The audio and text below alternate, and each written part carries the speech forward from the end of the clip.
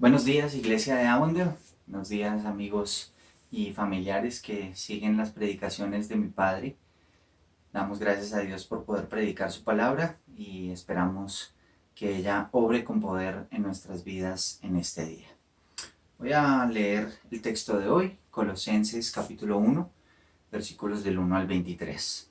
Colosenses, carta de Pablo, capítulo 1, versículos 1 al 23. Pablo, apóstol de Jesucristo por la voluntad de Dios, y el hermano Timoteo, a los santos y fieles hermanos en Cristo que están en Colosas. Gracia a vosotros y paz de Dios nuestro Padre. Damos gracias a Dios, el Padre de nuestro Señor Jesucristo, orando siempre por vosotros, al oír de vuestra fe en Cristo Jesús y del amor que tenéis por todos los santos, a causa de la esperanza reservada para vosotros en los cielos, de la cual oísteis antes de la palabra de verdad, el Evangelio, que ha llegado hasta vosotros. Así como en todo el mundo está dando fruto constantemente y creciendo, así lo ha estado haciendo también en vosotros desde el día que oísteis y comprendisteis la gracia de Dios en verdad. Tal como lo aprendisteis de Epafras, nuestro amado consiervo, quien es fiel servidor de Cristo de nuestra parte, el cual también nos informó acerca de vuestro amor en el Espíritu. Por esta razón, también nosotros, desde el día que lo supimos, no hemos cesado de orar por vosotros y de rogar que seáis llenos del conocimiento de su voluntad en toda sabiduría y comprensión espiritual, para que andéis como es digno del Señor, agradándole en todo, dando fruto en toda buena obra y creciendo en el conocimiento de Dios, fortalecidos con todo poder, según la potencia de su gloria, para obtener toda perseverancia y paciencia con gozo, dando gracias al Padre que nos ha capacitado para compartir la herencia de los santos en luz. Porque Él nos libró del dominio de las tinieblas y nos trasladó al reino de su Hijo amado, en quien tenemos redención, el perdón de pecados. Él es la imagen del Dios invisible, el primogénito de toda creación, porque en Él fueron creadas todas las cosas, tanto en los cielos como en la tierra, visibles e invisibles, ya sean tronos o dominios o poderes o autoridades, todo ha sido creado por medio de Él y para Él. Y Él es antes de todas las cosas, y en Él todas las cosas permanecen. Él es también la cabeza del cuerpo que es la iglesia. Él es el principio el primogénito de entre los muertos, a fin de que Él tenga en todo la primacía. Porque agradó al Padre que en Él habitara toda la plenitud, y por medio de Él reconciliar todas las cosas consigo, habiendo hecho la paz por medio de la sangre de su cruz. Por medio de Él, repito, ya sean las que están en la tierra o las que están en los cielos. Y aunque vosotros antes estabais alejados y erais de ánimo hostil, ocupados en malas obras, sin embargo, ahora Él os ha reconciliado en su cuerpo de carne mediante su muerte, a fin de presentaros santos, sin mancha e irreprensibles delante de Él. Si en verdad permanecéis en la fe, bien cimentados y constantes, sin moveros de la esperanza del Evangelio que habéis oído, que fue proclamado a toda la creación debajo del cielo y del cual yo, Pablo, fui hecho ministro. Oremos. Padre, gracias por tu palabra. Gracias por tu palabra que es enviada por medio de tu Espíritu a nuestros corazones a obrar de la manera en que tú obras y en que tú lo harás. Tu palabra, cuando es enviada por ti, cumple el propósito que tú has planeado en cada corazón. Te ruego, Señor, porque cumplas tu propósito en nosotros por medio de ella en este día. Háblanos, instrúyenos, haznos más sedientos de ti, que te deseemos más al escuchar tu palabra, tu voz. En el nombre de Jesús, amén. Un breve contexto de la carta. Esta carta se desarrolla desde la cárcel, fue escrita en la cárcel por el apóstol Pablo, estaba allí con Timoteo, posiblemente muy cercana a su escritura desde también de la carta de Filemón. Fue una carta que tenía el propósito de ayudar a los creyentes y animarlos a que vieran la supremacía de Cristo, su excelencia, su suficiencia. porque estaban siendo atacados por algunas filosofías que hacían pensar que las obras proveerían la salvación. El gnosticismo fue algo de lo que se estaba como entremezclando en la enseñanza en Colosas. Y Pablo quería como ser precavido y advertir a la iglesia al respecto de esta falsa enseñanza, en donde pensaban que el ser humano tenía la capacidad de ser prácticamente Dios. Y esta carta lo que hace es elevar a Cristo, dejarlo en su primer lugar y mostrarle a los colosenses lo que se halla en Cristo, la suficiencia de Cristo y que solo Cristo es necesario. El título de este sermón: la supremacía de Cristo y la obra del Evangelio nos guiarán a conocerlo y a desearlo más. La supremacía de Cristo y la obra del Evangelio nos guiarán, nos llevarán a conocerlo y a desearlo más. Entonces, he tomado este texto y lo he dividido en 4 puntos. Los voy a plantear inicialmente: la supremacía de Cristo y su suficiencia en la obra del Evangelio nos anima a orar con gratitud. Eso lo vamos a ver entre los versículos del 1 hasta el 8. El segundo punto de este sermón: la supremacía de Cristo y su suficiencia en la obra del Evangelio nos anima a orar con propósito. Y eso se encuentra en los versículos 9 al 12. El tercer punto: la supremacía de Cristo y su suficiencia en la obra del Evangelio nos anima a recordar la base del Evangelio, que es Cristo mismo. Y el cuarto punto: la supremacía de Cristo y su suficiencia en la obra del Evangelio nos anima a recordar el propósito de nuestra salvación. Posteriormente, una breve conclusión y terminaremos con el mensaje. Primer punto: la supremacía de Cristo y su suficiencia en la obra del Evangelio nos anima a orar con gratitud. Si uno observa los primeros versículos del 1 al 8, Pablo saluda a la iglesia y de una manera muy especial da gracias por ellos y se dirige al Padre con gratitud en su corazón por ver lo que Dios estaba haciendo en el mundo entero y cómo el Evangelio que había llegado a la vida de los colosenses había empezado a dar fruto. Allí en el versículo 8 uno encuentra cómo el Espíritu Santo había llenado de amor a esta iglesia y cómo su fe estaba siendo conocida en toda el área de Colosas y posiblemente a sus alrededores. Entonces, Pablo eleva una oración cargada de gratitud, entendiendo que la supremacía de Cristo dirige su corazón hacia la acción de gracias a Dios.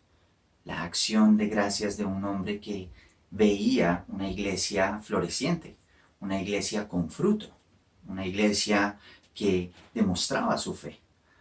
El Evangelio, quiero puntualizar que el Evangelio no es otra cosa diferente a la encarnación de Jesús.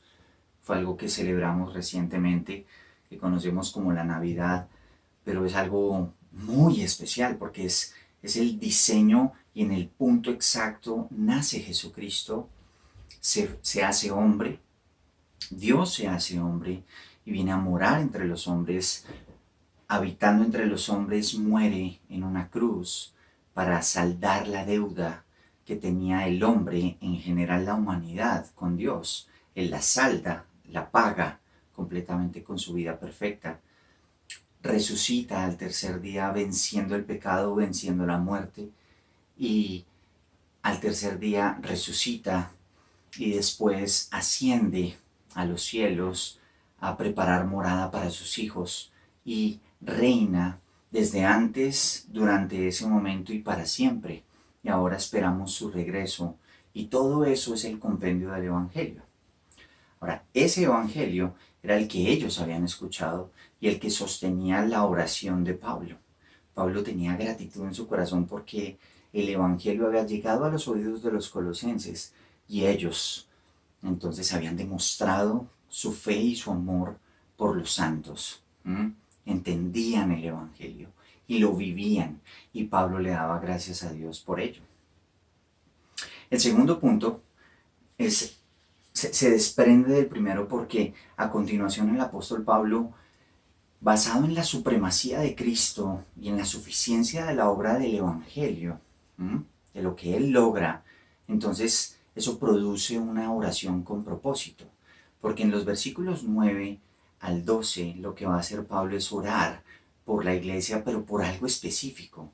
Él ora para que ellos crezcan en el conocimiento de Dios. Él ora para que ellos sean fortalecidos en su ser interior. Él ora para que ellos adquieran sabiduría e inteligencia espiritual. La sabiduría es la organización de los principios que se contienen en la Biblia y se organizan en la mente, y Dios permite que esas verdades se guarden en el corazón y allí se adquiere la sabiduría. Y la inteligencia es la aplicación de esos principios en la vida del creyente. Y Pablo ora para que ellos lleven fruto y traigan gloria a Dios a través de una vida de sabiduría, de entendimiento y conocimiento de Dios, y una vida de inteligencia espiritual, que es la aplicación de esas verdades en la vida cristiana. Entonces, eso es una oración con propósito, una oración que tenía un sentido, no una oración como a veces nos pasa a nosotros, que es muy personal. Yo quiero esto, deseo esto, Padre, por favor, dámelo. Esta era una oración por algo que va mucho más allá. Se elevaba al nivel de que ellos conocieran más a Dios, entendieran más de Dios. Y creo que eso es un buen propósito para el año 2021 para todos nosotros, conocer a Dios. Y en la medida en que conocemos a Dios, nosotros entenderemos más su voluntad y seremos más como Cristo y alcanzaremos su estatura, que a final de cuentas es el propósito de Dios para nosotros. Siguiendo con el hilo conductor de la carta y de lo que Pablo plantea, entonces observamos cómo la supremacía de Cristo y la suficiencia de la obra del Evangelio anima a la iglesia, ¿sí?, a recordar la base del Evangelio, que es Cristo. Y este punto es el más importante porque dentro de la carta es la exposición de Cristo mismo, de exaltar a Cristo y ver la supremacía de Él en la máxima expresión. Es algo maravilloso esta sección porque nos muestra que es por medio de Cristo que Dios el Padre nos traslada de tinieblas a luz, nos traslada al reino de su Hijo. Y por medio de su Hijo nosotros obtenemos el perdón de pecados, obtenemos la redención. Somos comprados con alguien justo, siendo esclavos nosotros del pecado. Ahora alguien paga por nosotros y nos da libertad para vivir para el Padre, sujetos al Padre. Ahora somos parte de Él, ahora le pertenecemos a Él. Y posteriormente dice que Cristo es quien gobierna sobre toda autoridad. No hay nada que pueda estar por debajo de Cristo. Y este es el punto más importante de la carta porque es en donde los colosenses podían descansar y depositar su confianza plenamente sobre la supremacía de Cristo. Este es un punto que a veces entra en debate con algunos de las filosofías erradas que quieren hacer pensar que Cristo nació, pero el texto no informa eso. El texto no dice eso y no era lo que Pablo pretendía en este punto, debatir si Cristo nació o no nació, si Él es Dios o no es Dios. Claramente lo que expone en el versículo 11 y 12 de esta carta, de esta primera sección, es que en Él habita toda la plenitud de la deidad. En Él habita corporalmente toda la plenitud de la deidad. Dios se revela a sí mismo a través de Jesucristo. Y es allá donde quiere llevar a Pablo a los colosenses para que entiendan la perfección y la supremacía de Cristo obrando en sus vidas para que el Evangelio en realidad les brinde certeza y seguridad de esperanza, esperanza ciertísima en lo que está contenido dentro del Evangelio, que es nada más ni nada menos que la vida que nos provee Cristo por medio de su muerte, por medio de su resurrección, por medio de su ascensión, por medio del Evangelio. Finalmente, en el punto 4, la supremacía de Cristo y su suficiencia en la obra del Evangelio nos anima a recordar el propósito de nuestra salvación. Lo que logra Jesucristo es reconciliar la creación entera y al hombre con Dios. Eso es lo que hace Cristo. Sin Cristo es imposible. Y como resultado de ello, entonces, Pablo a continuación nos dice que por medio de Él nosotros hemos sido reconciliados en su cuerpo con el Padre, ¿sí? A fin de que seamos presentados al Padre como santos y sin mancha alguna, como apartados, como hijos especiales de Él. Pero hay una condición, un condicional, y se encuentra en el versículo 23. Si en verdad permanecéis en la fe, bien cimentados y constantes, sin moveros de la esperanza del Evangelio que habéis oído. Este condicionante no significa que el Hijo de Dios puede perder su salvación, porque sabemos que eso no puede pasar. Pero lo que sí puede suceder es que la fe sea falsa. Y si la fe es falsa, se debilita y no es verdadera y auténtica como lo dice Pablo, entonces nunca se fue parte de la familia de Dios realmente. Por lo tanto, el Evangelio ayuda a vivificar la fe, a aumentar la fe. Y esto es lo que nos impulsa a encontrar en la supremacía de Cristo y en la suficiencia del Evangelio la necesidad de buscarlo y de anhelarlo y desearlo con todas las fuerzas de nuestro corazón. Es por eso que a manera de conclusión de este mensaje, la conclusión es que el Evangelio es suficiente. No necesitamos nada más. No necesitamos obras, no necesitamos comportarnos bien, no necesitamos ir a la iglesia, no necesitamos leer la Biblia, porque Cristo es suficiente. Nosotros vamos a la iglesia, nosotros leemos las Escrituras y nosotros hacemos lo que Dios nos dice, porque es la manera en que le demostramos a Él que somos de Él, que nuestra fe es real y verdadera. Todo este mensaje lo que pretende en nuestras vidas, y considero que pretendía en los corazones de los creyentes de Colosas, es que nosotros le deseemos más, lo anhelemos más, necesitemos más de Jesucristo. Jesucristo es la revelación misma del Padre, y en la medida en que conozcamos a Cristo, conoceremos al Padre. Espero que su palabra hoy quede grabada en nuestros corazones, nos lleve a buscarle, a anhelarle, a desearle con todas las fuerzas de nuestro corazón, y que nosotros no podamos hacer otra cosa más que pensar en Cristo, su supremacía, la cual está fuera del alcance de nuestro entendimiento, y la fe que podemos depositar en Él a fin de desearle más, ¿sí? Que nuestros afectos se vuelquen completamente hacia Él.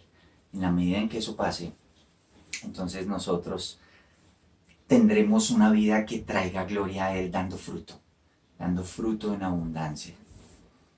Vamos a orar. Padre, gracias por este día.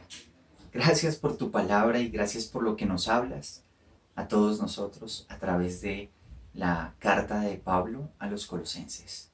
Te ruego y te suplico, Dios, que compasivamente nos reveles más de Jesucristo, nos permitas ser más como Él, amarlo y desearlo con todo nuestro corazón día tras día durante este año, y al hacerlo podamos dar fruto para la alabanza de tu gloria, para la alabanza de tu gracia, para vivir como es digno del Evangelio.